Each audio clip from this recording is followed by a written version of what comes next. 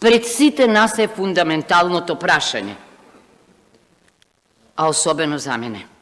Дали навистина животот е неприкосновен, како што гарантира членот 10 од Уставот? Дали ова важи за Рамајана, за Росица, за Ивана и за малата Каја? Прашувам.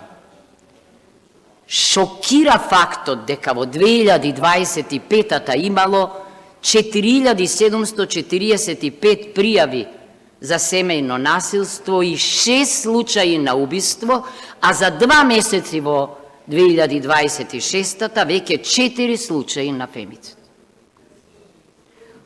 Овие алармантни бројки се слика на општество во кое што е загрозено основното човеково право, правото на живот.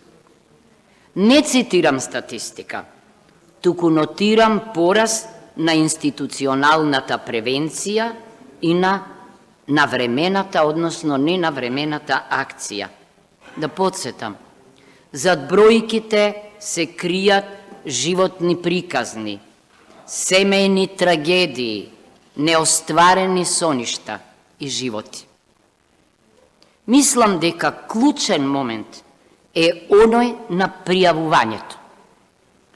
Ако жената се соочи со човек кој влева разбирање, поддршка, сигурност и надеж, таа ќе се охрабри да се избори за себе, ама ако биде пречекана од профил за кој навредувањето и тепањето се дел од животот, од заедничкиот живот, ќе се посомнева во ефектите од превземениот чекор и за жал ќе трпи.